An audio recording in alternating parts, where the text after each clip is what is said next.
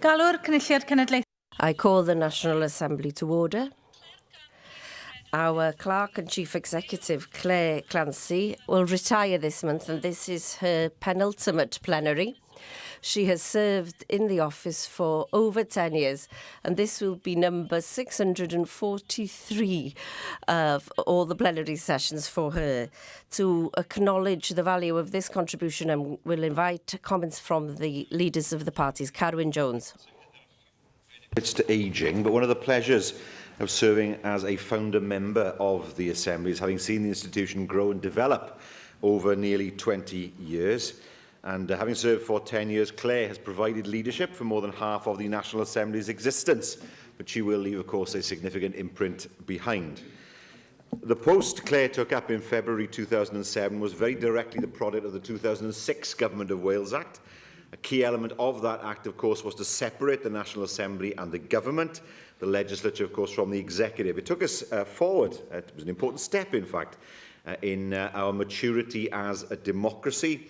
And, of course, behind it lay a great deal of work in setting up the Commission and tooling it to do the job that it required.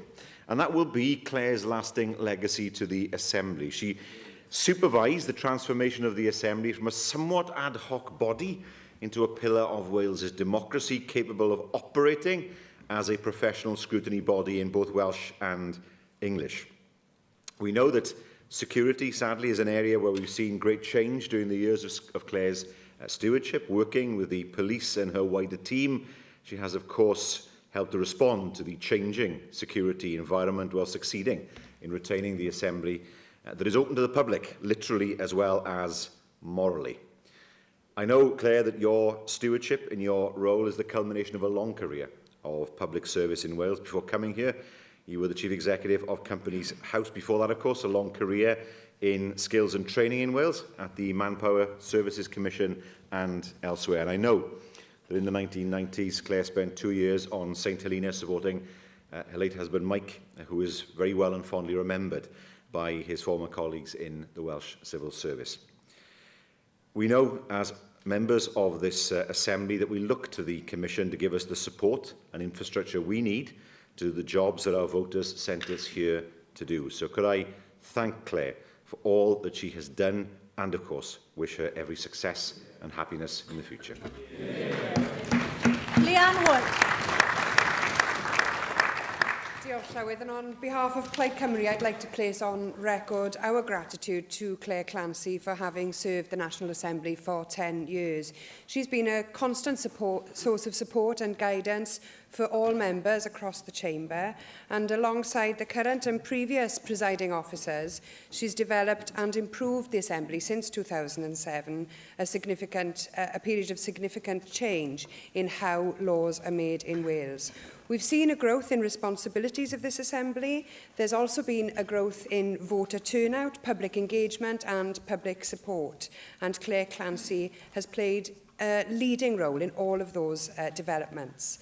I'm confident that Welsh democracy will develop much further in the future, and that will be possible because of the contribution that Claire has made to date. So, diolch yn fawr iawn, Claire, and best to you for the future. Andrew R.T. Davis. Thank you, Presiding Officer. I well remember the first time I walked into this chamber in 2007, and Claire was at the other side there to take the oath of office for newly elected members. I didn't realise the mosaic in front of us here, the heart of Wales, was there. I just set my eyes on the clerk of the Assembly and walked straight across the mosaic and sent the fear of God into the clerk. I was at that stage about 15.5 stone, so it didn't crack. If I did walk across it now, it might cause a problem. But from that day forth, I have come over the 10 years, as my group has come, to appreciate the advice, the support and the continuity of that support and advice that you've given us as a group, but to the Assembly as a whole. And the Assembly in that 10 years has grown in stature to be a Parliament, and a Parliament with legislative and now tax-raising responsibilities. And that is in no small feat to the contribution that you have made as the Clerk of the Assembly and the Chief Advisor to the Presiding Officer. I do thank you for all the support you have given us. I do wish you well and your family in retirement. I hope it will not be the last time we see you, and you do come back on many occasions to see how we develop over the coming years. But it has been a privilege and it has been a pleasure to work with you, Claire. And on behalf of the Welsh Conservative Group, I thank you most sincerely for all the time, effort and support you've given us all. Thank you. Neil Hamilton. Well, Llywydd, it's always a pleasure to make a non-controversial speech which is going to command agreement around the Assembly and to agree with everything that's been said by all previous speakers so far today. I speak from a completely different perspective as somebody who is wholly new to this institution, and indeed all my group members are in the same position, and we have been enormously the beneficiaries of the quiet efficiency of the Clerk's Department, which you presided over with such grace, charm, intelligence and ability. And without the clerks in any parliamentary institution, of course, it would never be able to function properly. In fact, there are many outside who probably say it's the only part that does function properly. I've seen this, of course, at Westminster as well, where I think the permanent staff are a standing rebuke to all us elected members in the way in which they conduct themselves and in which they perform their functions. And so I would also like to thank you personally for all the help that you've given me in the year now that I've been a member of this place. And I've grown to appreciate how important you have been in the development of the Welsh Assembly. And your inheritance will, of course, survive you. We hope that you will have a long, happy and vigorous retirement. And that, as Andrew RT has just said, that you will come back and visit us as often as you can. Thank you. Ar cyn Llywydd, Dafydd. And the former presiding officer, David Ellis-Thomas. Thank you very much, Llywydd. Claire Clancy has filled the post of Chief Executive and Clerk of this Assembly in a dignified and warm way. It is most appropriate for us to pay a worthy tribute to her today, as she has done more than achieve the commitment she made upon appointment, and that feels like yesterday to me, although it was 10 years ago. But through her service to this Assembly, she has also provided exemplary services to the people of Wales and to democracy. It's no easy task to be Chief Executive of a democratic body, working with disparate and varied elected members. Keeping the balance is quite a task in an institution that exists in order to represent different views and to hold the executive to account. The greatest resource of any organisation is the character of the people who work within it. Claire's greatest achievement was to focus on developing the talents of all who work here, showing the same respect to all, whatever their role may have been. There is more than one way of providing and showing leadership, and in my view, Claire's leadership has been exemplary through all the changes that we saw in the Constitution of Wales and this Assembly since 2007. Claire has provided firm, balanced, true and person-centred leadership. I wish her a happy and contented retirement from this post that she undertook with such grace. But I also hope that she will continue to contribute to public life in Wales and in the UK in some other way. Gair o ddiolch I gloi. And a word of gratitude from myself too, because it has been a true pleasure for me over the past 10 months to collaborate with Claire as Clerk, as Chief Executive and as Claire, the three-in-one. What springs immediately to mind when one thinks of Claire is her wisdom, her firm and friendly leadership for her staff and her willingness to laugh. Also her ambition for this Assembly, for this Senedd, and her ambition for us all that have been elected to serve the people of Wales in this place. And in all the work that has been achieved by Claire, she did it all whilst upholding the highest possible standards of service in a public office. And I'm sure that that is her legacy to us as she departs, that we should be wise, that we should be ambitious and innovative, and that we should do that in word and deed with the highest possible standards of public service to our nation and to secure the good reputation of this Senedd in perpetuity. So best wishes to you, Claire, and may I thank you on behalf of us all.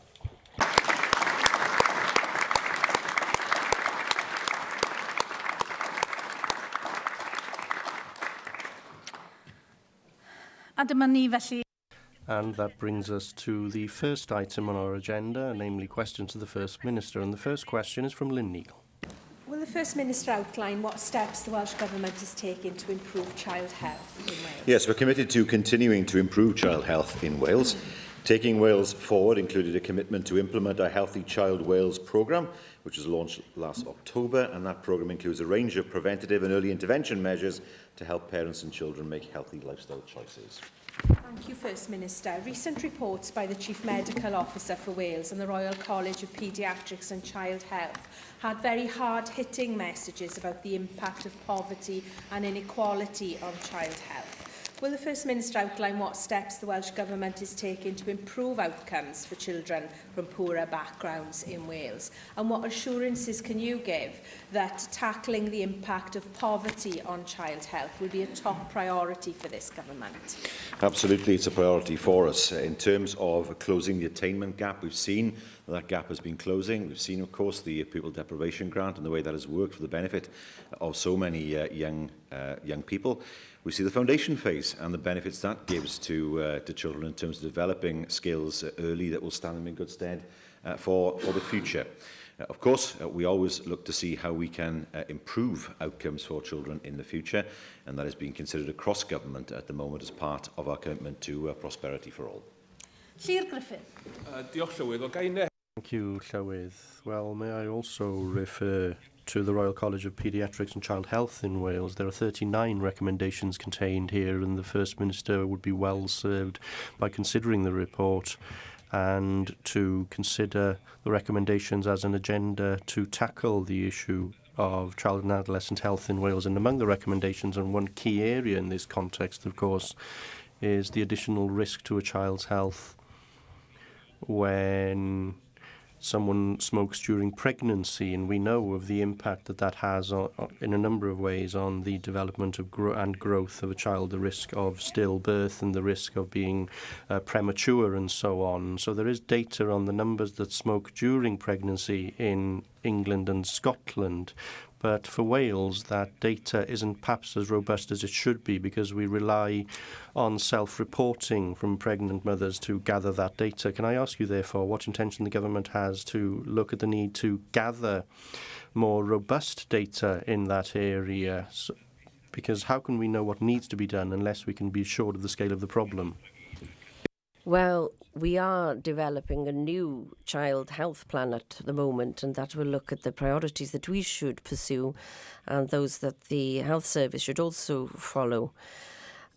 As part of that, we must ensure that the data that we have is robust and that this will be considered during the development of that plan. First Minister, will you agree with me that one of the ways to improving child health is to ensure proper access to school nurses across Wales? Will you congratulate the school nursing workforce that we have here in Wales that do an excellent job in terms of immunisation and public health messages in our schools, and in particular the unique Judith Jerwood in your own constituency, who serves in Bryn Tirion High School, where they have a unique model of school nursing, which I believe we ought to see more frequently in high schools across Wales. You'll be aware that the school nursing service there is one which is employed by the school itself, and one which gives advice on all range of subjects, not just to the pupils, but also to the staff and indeed their families.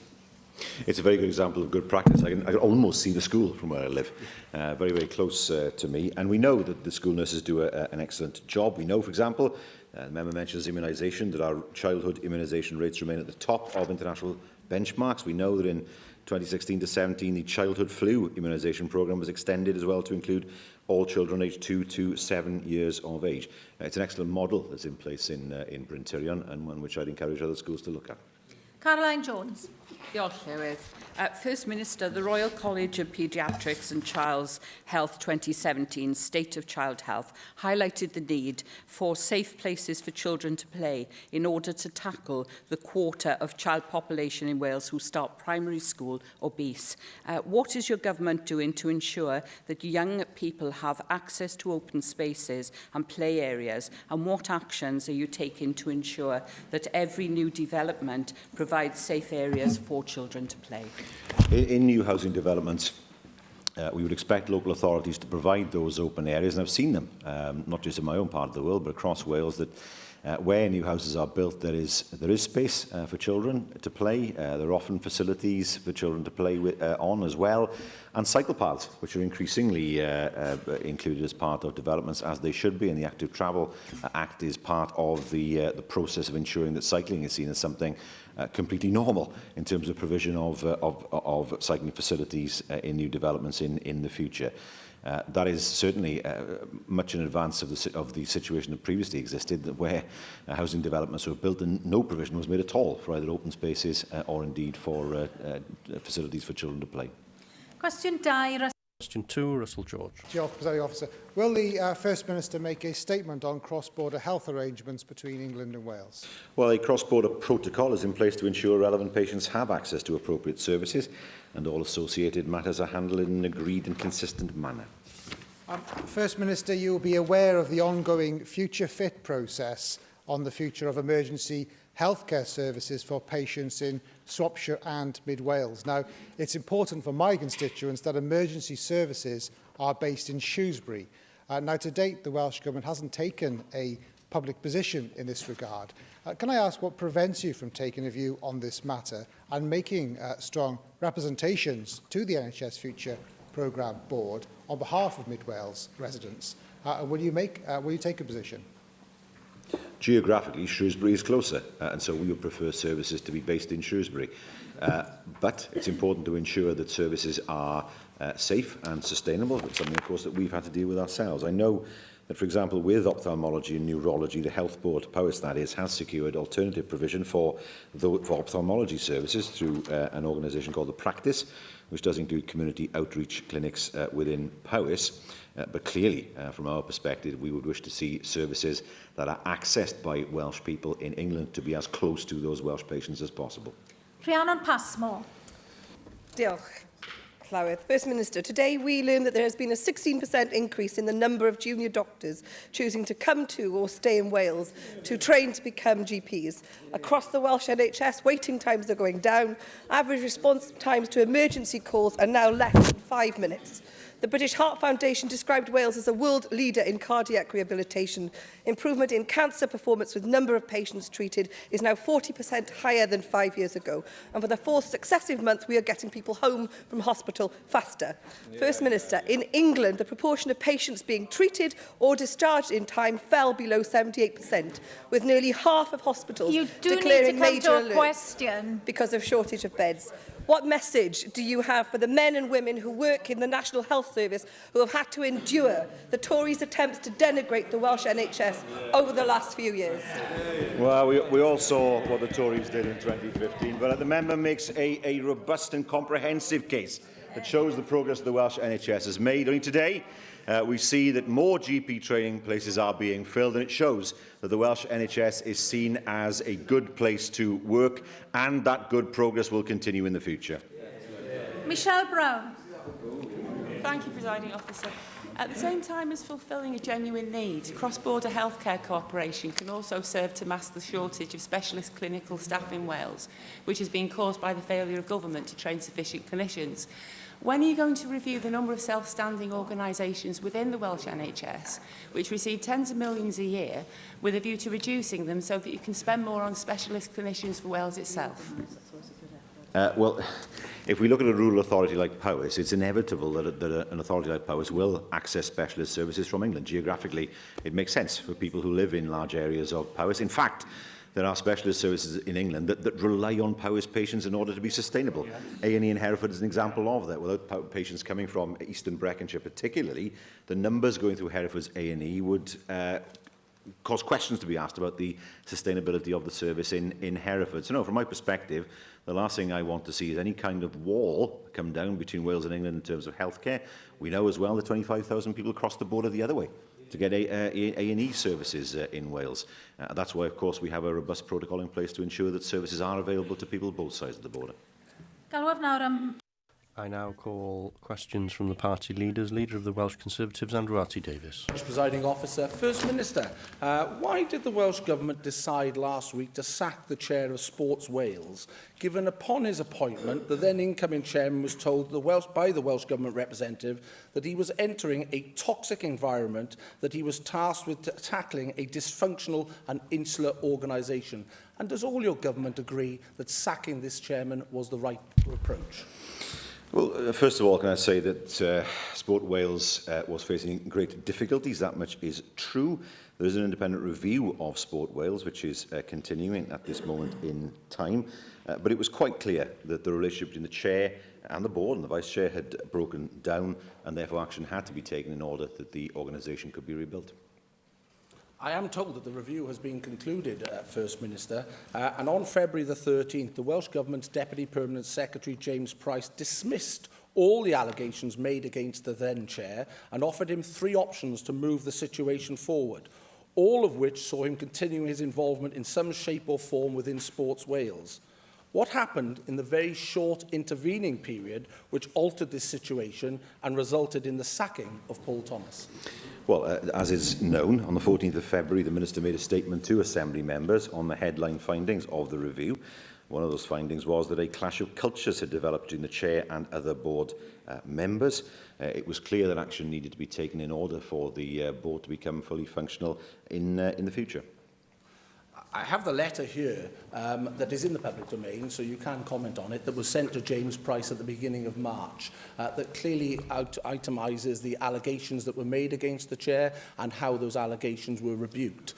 There are some very serious allegations levelled against the previous chair and also the current Chief Executive of Sports Wales. Sports Wales handles a considerable amount of public money and has a remit to improve elite sports and participation sports around Wales.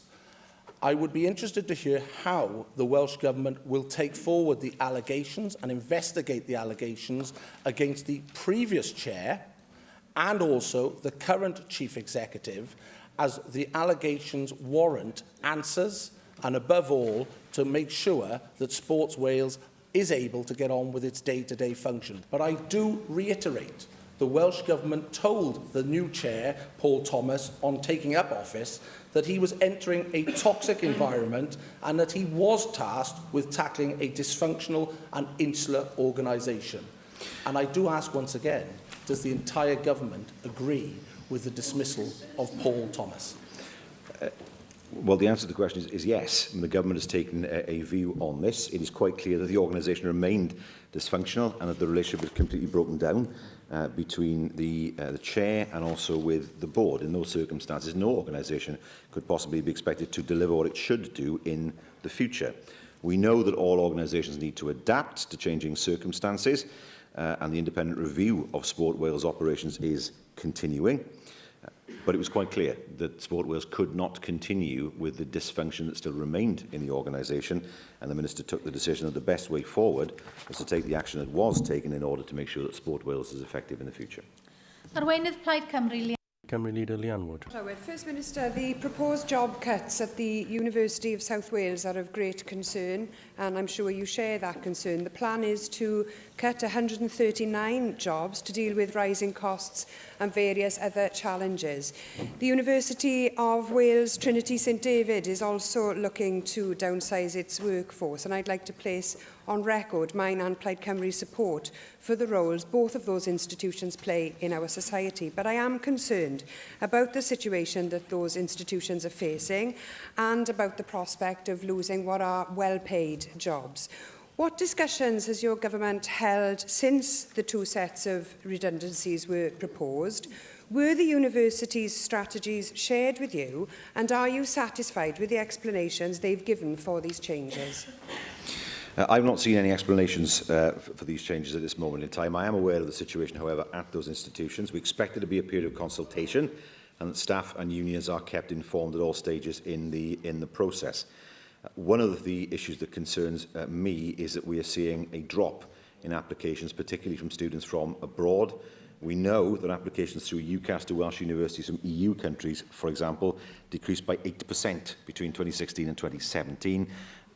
The fewer the students there are, the less money there is and the less money there is to pay staff, and that concerns me. As a former student at Treforest, I know how important this institution is for the valleys. It's always played a leading role in upskilling people to do the work that our local economies need doing. Now, there are demographic challenges that you've alluded to and rising costs facing that university, but I don't think that should mean that we should lose the positive economic impact that the institution generates. Now, Plaid Cymru also believes that the University of Wales Trinity St David plays a vital role in the West as well. Now, the proposals are for a 4.6% reduction in staff at USW, and the figure for Trinity St David is yet to be confirmed.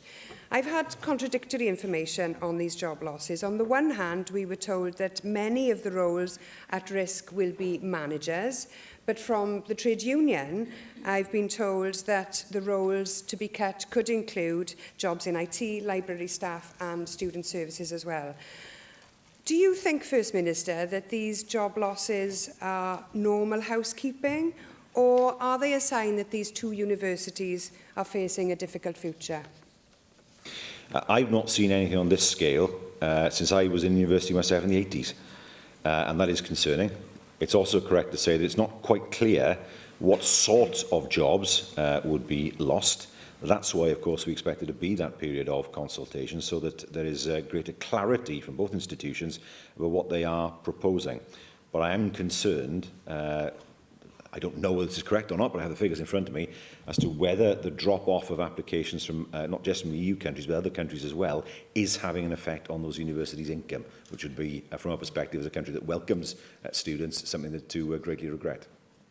Both the institutions are feeling the pinch as well from the decision taken to lift the university's admission cap in England. We know that the situation around European and international student recruitment remains volatile and is likely to for some time. But the responsibility to navigate through these difficult waters falls to us here in Wales, and it's you, First Minister, that has overall responsibility for protecting our higher education sector.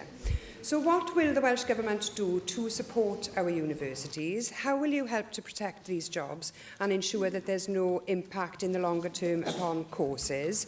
And do you intend to carry on as business as usual, or are you going to step in and provide support and guidance to Welsh universities so that they can continue to do the good job that they do, serving our economy and our country? We provided more money for HE, but it's about more than that. It's about making sure that Wales is still seen as a place where students from abroad want to come to.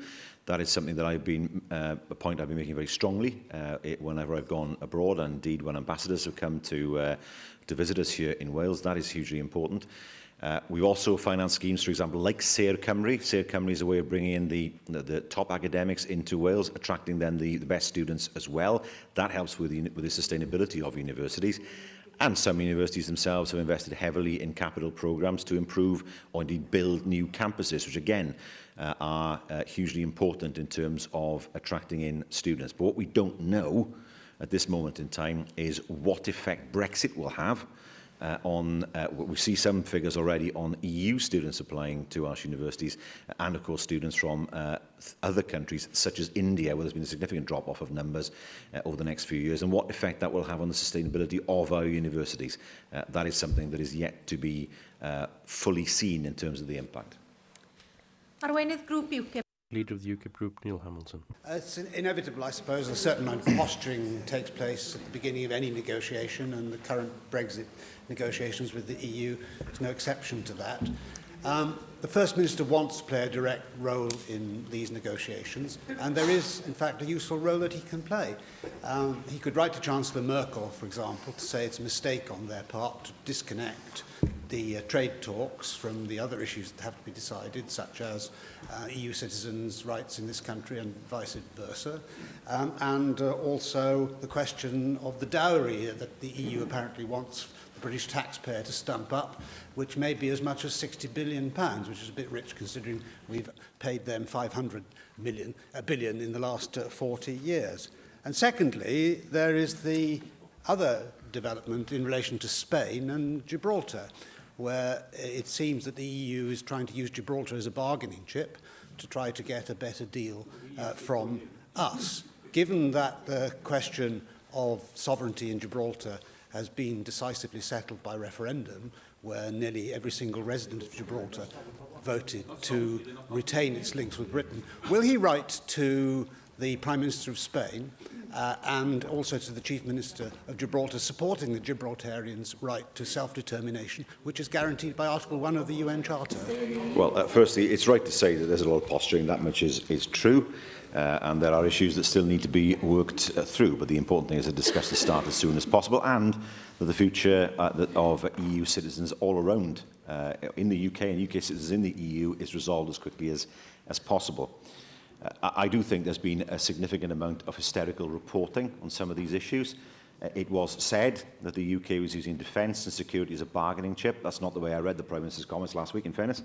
It's also said that Spain is trying to use Gibraltar. I don't read that either. Spain, in fact, has been very quiet on the issue of Gibraltar. It was just one clause that appeared in the Commission's negotiating document that was more to do with, not with sovereignty, but with Gibraltar's status as a tax haven and how that would affect the border with Spain in the future. So I see nothing malevolent in this. There are issues whenever there are tax havens that need to be resolved when there is a land border with that tax haven. It's absolutely clear that the people of Gibraltar wish to remain British, and that's what should happen. That was the decision of a referendum. They also voted 95% to remain in the EU. That's not going to happen. When I met with the Chief Minister of Gibraltar, he was quite clear that the last thing Gibraltar wanted was a closure of the border. It would be disastrous for the economy of Gibraltar. Some 15,000 people cross that border every day, and so it is in the interest of both Spain and Gibraltar that that border stays open. But of course, there will need to be consideration of what effect Gibraltar's tax status has on the European market, which I'm sure can be resolved. Well, it's certainly true that it's in the interests of both countries, Spain and Gibraltar, for that border to remain open, because 40% of the jobs in Gibraltar are filled by people who live in Spain. And given that the rate of unemployment in Andalusia is 30% and in Gibraltar is 1%, then it's massively in Spain's interest to respect the existing status of Gibraltar and indeed its status as a tax haven for that matter as well. And so I'll repeat my question to the First Minister. Will he write to the Chief Minister of Gibraltar and to the Prime Minister of Spain supporting the Gibraltarians' case, both in relation to sovereignty and indeed to their freedom to set what tax rates they want in respect of the trade which is actually conducted within the territory of Gibraltar? In fairness, the Prime Minister of Spain has actually laid claim to Gibraltar, or indeed commented at all on the issue of Gibraltar. The issue has come from the Commission, not from Spain itself. I reiterate what I've just said. It is a matter for the people of Gibraltar how they choose, what relationships they choose to have. They have voted overwhelmingly to stay British, and that's exactly what should happen. Nowhere should be forced to transfer to another country against the wishes of its population. That's true of any country, in my view. I've already met with the Chief Minister of Gibraltar. I will be meeting with him in the next few weeks. I'm happy to reiterate that point to him. In the discussions we've had, it's Gibraltar's concern about what Brexit might mean for their own trade situation and their border. That is what Gibraltar has been most concerned about, certainly as we look forward over the next 2 years. I agree with the First Minister. He's absolutely right. The border is of critical importance to Gibraltar. But it's not as though we have no bargaining chips in our hand in this respect. If indeed it is the case that Spain has put its claim to Gibraltar's sovereignty on ice and is prepared to live with Gibraltar, that's well and good. But the idea that the European Commission simply produced this proposal in a letter without discussion with the Prime Minister of Spain is fundamentally absurd. Clearly, this is something which has been decided in the Council of Ministers, in between the Commission and, in particular, the Prime Minister of Spain. It is vitally important for southern Spain, as well as for Gibraltar, that there should be no interference from Spain in the economic life of Gibraltar at all. And I think, given that the First Minister was a strong supporter of Remain, and indeed Gibraltar itself, the people of Gibraltar were overwhelmingly in favour of remaining in the EU, I think this is where he can play a significant role in trying to persuade the EU authorities of the good sense of coming to sensible agreements with Britain in the interest of us all. Well, I've now had 3 questions on Gibraltar. I have to say I'm not responsible in terms of my devolved powers over Gibraltar. But we do have a relationship with Gibraltar. As I say, I've had meetings with the Chief Minister, and I'll continue to have meetings with the Chief Minister in the future, because Gibraltar is in a similar situation to, for example, Northern Ireland, though very different in the sense that Gibraltar is outside the customs union, and it has its own arrangements in terms of tax. But what is absolutely clear is that when Brexit happens, that there is no destabilisation either of the area around the border on the Spanish side or indeed of Gibraltar itself. I'd expect that to be examined as part of the negotiations. I would not expect, nor I support there to be any negotiations about future sovereignty over Gibraltar. That matter is settled. Cwestiwn 3. Question 3, Nick Ramsey. Will the First Minister make a statement on investment in Welsh road infrastructure? Yes, we have a projected spend of over £700 million on improving and adding to our existing road infrastructure across Wales. That's in addition to funding held in reserves for the M4 project. Thank you, First Minister. The public inquiry into the M4 and the route decided on by the Welsh Government is well underway. The Welsh Government's original published proposals for the M4 Black Route also included demotorwaying the existing stretch of motorway between Mega and Castleton, with the possible creation of cycle and bus lanes and speed restrictions. Is this still the Welsh Government's intention, and is this being considered by the public inquiry, given that demotorwaying could itself have a negative impact on journey times for many of my constituents, many of whom would still continue to rely on the existing piece of road, regardless of whether or not the Black Route is chosen? Well, given there's a public inquiry ongoing, it wouldn't be wise of me to comment on that. But however, the Welsh Government's evidence is, of course, public and open to examination. It's hugely important that the inquiry is able to consider all evidence before making a recommendation. Sian Gwenllian.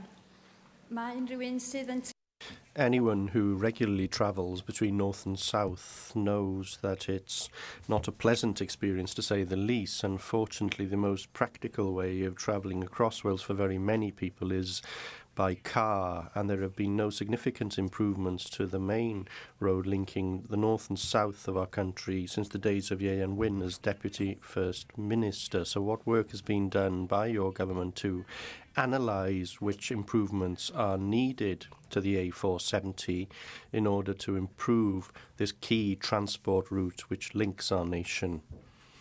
And if the answer is none or not much, will you commit to carrying out this study and to cost any improvements required in full? And I would be willing to bet that we are talking about a relatively small sum compared with the investment intended at in the M4. Well, I would say that it's not just the car that's available, because the train service has improved, and it's been improved for many years, because when we started, you couldn't get from north to south and vice versa without changing at Shrewsbury. And of course, there's an air service twice a day. And as regards the A470, we saw things improving as regards the Cwm Bach Llechrid bypass in Maesefed, and the Christmas Pitch in Brecknockshire, and also Dolwydd Ellen and Beaver Bridge, and also the improvements at Cross Foxes on the A470. So we've seen significant improvements on the road for many years now. But we do have a pinch point scheme, if I can call it that, in order to deal with some of the problems that still exist. And of course, for somebody like myself who comes down from the north through Machynlleth and down to Bridgend, it was a great pleasure to see the all-important improvements at Glandyfi, a part of the road that was extremely dangerous for many years, but that stretch has now been improved greatly. First Minister, yesterday's report by the British Heart Foundation underlined the links between roads policy and health outcomes. The fact that 42% of people in Wales are physically inactive, leading to long-term ill health and costs to the health service, is directly related to the decline in active travel over many years. When future roads are considered, will the First Minister make sure that interventions to encourage public transport, to prioritise public transport, and to build in cycle design into the road infrastructure are at the heart of considerations? Yes, I cannot stand here and preach from a position of strength in terms of inactivity, I'm afraid. But what I can say is that the vision that was shown on what was the M4, now, what is now the the A48 at Britain Ferry, in terms of the cycle route that existed over the bridge, was incredibly visionary at the time. We've seen it rolled out. For example, the Church Village bypass, when that was built, that had a cycle path running more or less alongside it, and we would expect that where new road schemes are in place, that there should be an improvement in cycle routes as well, in order to provide people with a choice in terms of the way they travel and not feel that they have to travel by car. Cwestiwn 4, Neil. Question 4, Neil Hamilton. Will the First Minister make a statement on paediatric care in Wales? Yes, we're committed to ensuring safe and sustainable paediatric care, delivered on the basis of the very best available clinical evidence and advice. The First Minister will be aware of the limitations on paediatric care at Withybush Hospital. And I have a particularly distressing constituency case which has arisen, where a child was taken out of hours to Withybush in June 2016 in pain. That was diagnosed wrongly as a urine infection, treatable by antibiotics. Next morning, the child was taken to A&E with something which was suspected to be appendicitis. The child was then rushed to Glangwili for an emergency operation for peritonitis. The same child, in January of this year, was again taken to the out-of-hours GP in Withybush with a fever. That was misdiagnosed as a virus. The child was then driven the following morning by the parents to Glangwili, where the symptoms of scarlet fever were diagnosed, which was correct. Now, I know that an individual case isn't necessarily representative of everything, but given the out-of-hours limitations on paediatric care, if there had been a paediatric specialist in Withybush at the time that the child was taken to the hospital for the initial diagnosis, it's perfectly possible and indeed likely that those errors might not have been made. So can the First Minister tell us what the government may be able to do in order to restore full 24-hour paediatric services at Withybush? Well, first of all, the situation that members described is a situation where I would expect a GP to make a diagnosis rather than a paediatric consultant needing to do that. We're talking here about an infection or scarlet fever. I mean, a GP should be able to pick up on that. You wouldn't need a consultant to diagnose that. There are changes that have taken place at Withybush, that much is true, at the paediatric ambulatory care unit. They are temporary, they're not designed to be long-term, and I know that the Health Board is working hard to resolve the issue and to reinstate the 12-hour service as soon as possible. Susie Davis. Diolch, Llywydd. First Minister, when children leave hospital, particularly if they have a life-limiting condition of any kind, they're still going to need medical and, of course, social care at home, and that will affect their carers and other children in the household. In July last year, the Minister said that the government was refreshing the carer strategy at the end of last year, and it is, as far as I can tell, still being currently refreshed in both January and March this year. If your priorities are young carers and carers' respite, when can they see what you mean by that? Well, we want to make sure that the strategy is right. That means taking into account as many views as possible in order for the strategy to be robust. The strategy will be published as soon as possible once it's felt that the strategy is one that can be presented to the people of Wales. Cwestiwn 5, Leanne Wood. 5, Leanne Wood. The First Minister provide an update on the work of the Valleys Task Force? Yes, it's met on 4 occasions, and an outline delivery plan will be published in July, addressing 3 priorities. Firstly, jobs and skills. Secondly, integrated and improved public services. And thirdly, community and personal well-being. The plan is being shaped, of course, by feedback from the initial public engagement events. First Minister, depressed wages and high unemployment have been blighting the valleys for at least 3 decades. So the obvious question is, what's taken you so long? Places like Mardy and Treherbert are desperate for investment and well-paid jobs, and the commute to Treforest or further afield from the heads of the valleys is a joke. I mean, there were 2 trains cancelled this morning. If the City Region and the Valleys Task Force prove to be yet more false dawns for these communities, there's a risk that real damage will be done to this institution and to devolution, not just to your government and the Labour Party. How do you intend, as head of this government, to ensure that actions match the rhetoric and real benefits are delivered to the valleys? And what will you do if another 2 or 5 or 10 years go by with no noticeable improvements in these communities? Well, transport is key. That's why the metro is so important. It takes an unacceptably long time at the moment to travel from Treherbert down to Cardiff. The service is also not seen as reliable, and the Leader of Plaid Cymru has given an example of that happening. Now, from next year, we, of course, will specify the franchise. We've not had an opportunity to do that before. We will also be able to move forward with the Metro to have more convenient, more comfortable and more frequent services, and also, of course, to connect the Rhondda Fach via bus services into Porth, for example, to make sure that that bus services connect more frequently with the train services going through the Rhondda Fawr. Now, that is one way of getting people to jobs in Cardiff, but it's not just about that. We know that 11 million people go through Cardiff Central every year. It is about making sure that it is easy to get from Cardiff up into the valleys as well, so that investors don't see the valleys as being physically distant from Cardiff, which I've heard. They're not. We know they're not, but that's the way sometimes they have been perceived, and we want to make sure that we have a transport network that shows that our valley communities are able to attract more investment in the future, as well as people also being able to access employment wherever that might be. David Rees. Yeah, the First Minister has been highlighted the Valleys Task Force is looking at the areas of transport even identified in the Metro, but of course there are valleys to the west that don't get involved in the Metro aspects. And I'm very pleased to welcome the Task Force is actually looking at all the valleys, including those in the west, including the Avon Valley, and I know there's been a meeting in that area. But tourism is important in the Avon Valley, and there's industries such as that which are going to drive the regeneration of those valleys and the skills you've identified. Will you ensure that Task Force looks at the development of those skills to ensure that local jobs for local people can happen through the tourism agenda? Absolutely. I mean, we know that Avon Argoed has been a major driver of tourism in the top of the Avon Valley. Glencorrog, of course, is seeing the benefits both of the fishing lakes and also of cycling routes, and that is something we intend to develop further in the future.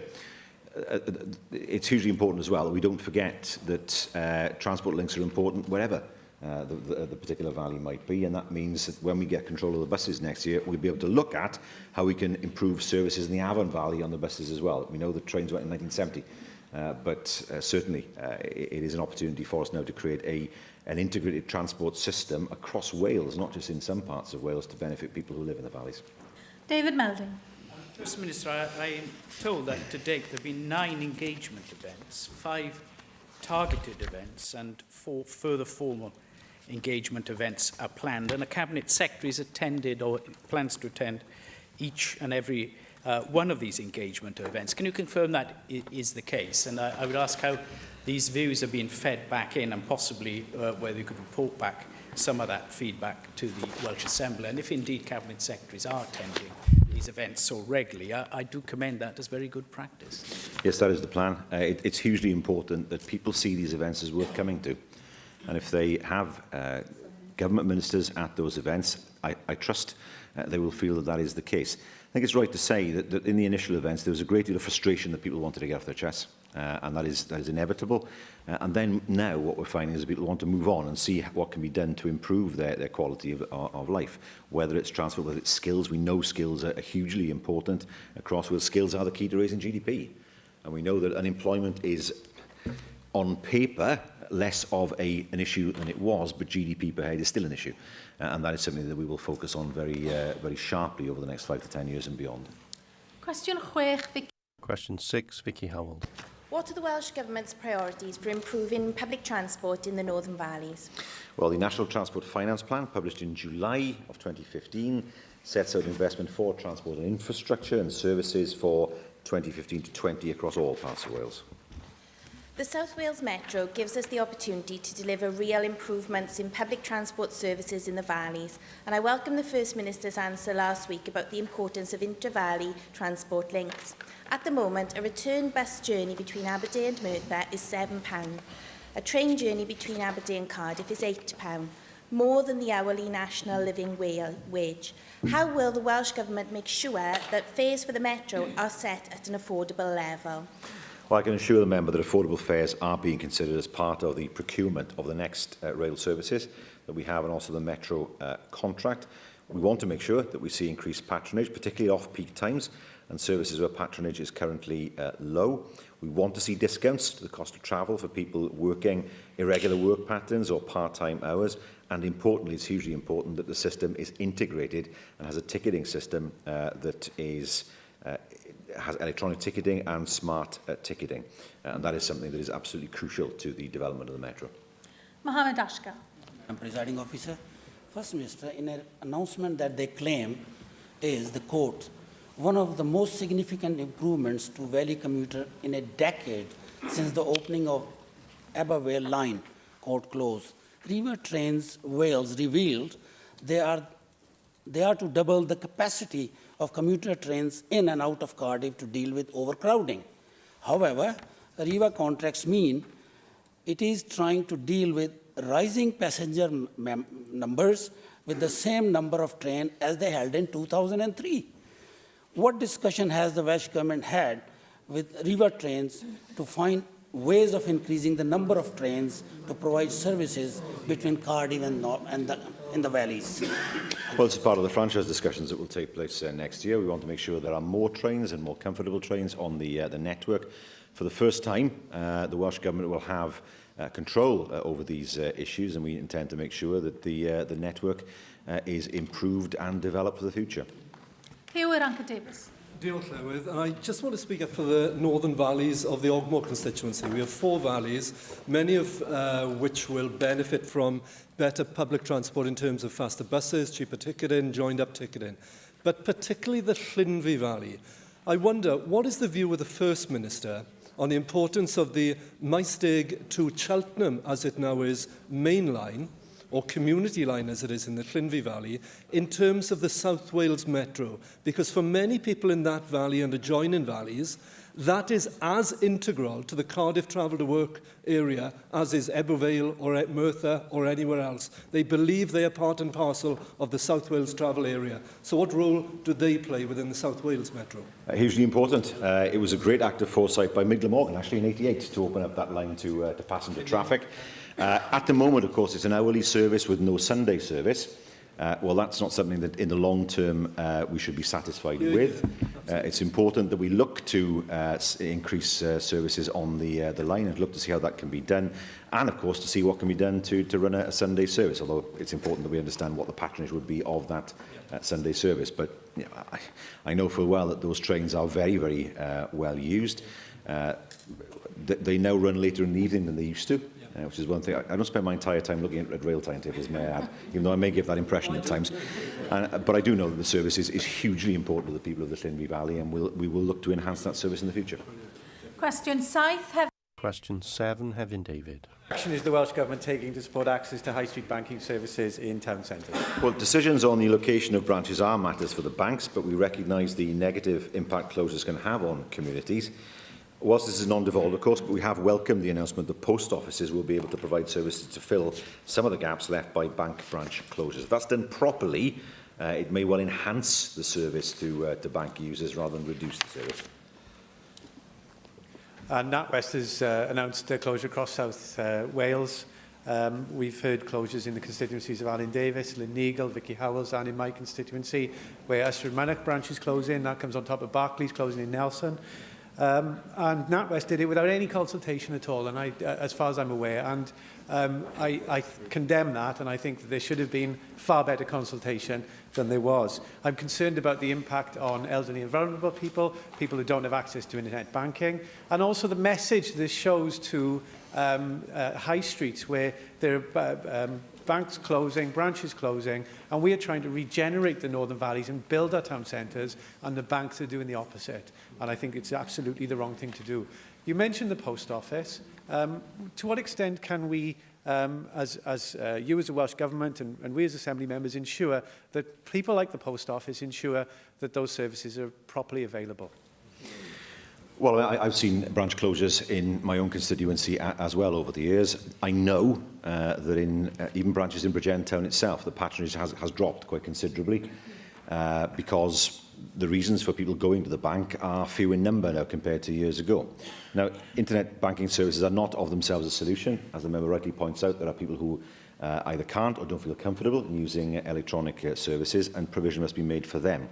To my mind, if this is done properly and people can access the same services through the post office, that will give them access to a wide range of branches. It will also help with the sustainability of post offices, because I know that they receive a commission for providing those banking services, and that is, and the post offices do provide a way of ensuring that services continue for those people who use them.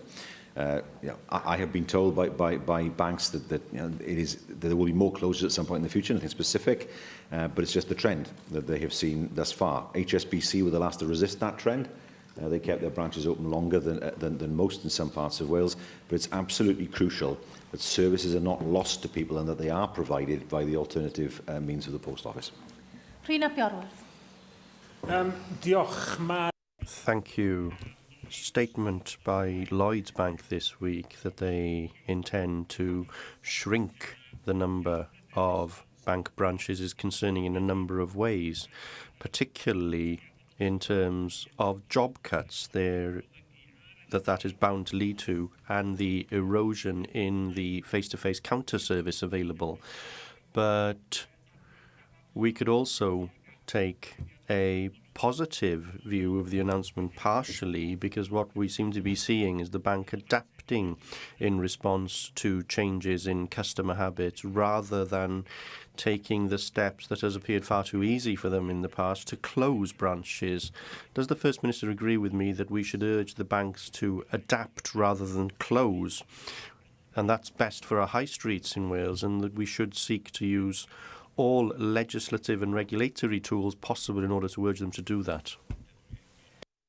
Well, I don't believe that it's possible to use legislation to change the situation, but I do agree with him that banks should think of every alternative apart from closure. That should be the very final option rather than the first option.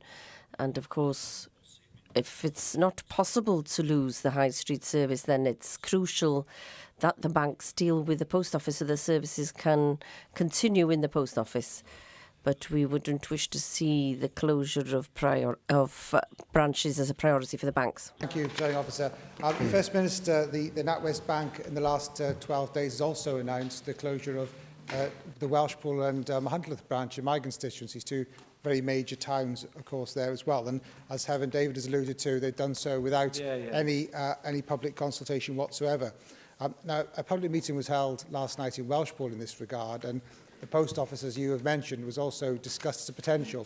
But a lot of the issues there revolve around privacy and disability access. Is there actually capacity at the post offices as well in some particular locations? Now, as you said, I understand absolutely that this is, of course, an issue ultimately for the bank. It's a commercial decision. I have previously raised and had a fairly positive response from ministers when calling for the government to facilitate a discussion with the banks and the Financial Conduct Authority and other partners to explore a community banking model which would see banks share services. And I wonder whether this would be something that you'd be willing to explore in more detail. Thank you. Well, I will consider that. I'll ask the Minister to write to the member with regard to the proposals that he has made. What we don't want to see is a loss of banking services completely in communities. And there is a danger that where banks, particularly when they do this very quickly, decide to shut branches, that sufficient provision isn't made in the post offices, that they don't leave a cash machine, for example, in a community so people can't get cash. And I know that in Crickhowell recently one of the branches closed, but the ATM has remained, which provides some service for local people, although not all services. So I will ask the Minister to write to the member in that regard, and particularly with regard to the suggestion he makes on community banking. Ac yn ola cwestiwn 8, Julie. Finally, question 8, Julie Morgan. Does the First Minister have any plans to make official visits to European countries in the near future? Yes, my most recent visits were to Brussels and Norway, and I plan to visit Gibraltar in the near future. I thank the First Minister for that response. Does he have any plans to visit the European Investment Bank in Luxembourg to state Wales's case for future investment by the bank in projects in Wales, like Velindre Hospital in my constituency, and to put the case for the UK to continue as a subscribing partner after we leave the EU? Yes, I can say that a senior official level delegation visited the EIB in Luxembourg in October to maintain direct dialogue. The Vice President of the EIB visited Cardiff for a number of meetings on the 9th of February, but we strongly advocate that the UK should remain a sponsoring partner of the EIB. It doesn't cost anything to the UK. UK contribution is loan money, and so it's repayable over the terms of those loans. There is no reason at all why, in leaving the EU, we cannot remain part of the EIB infrastructure. Diolch i'r Prif Weinidog. Thank you, First Minister. The next item on the agenda.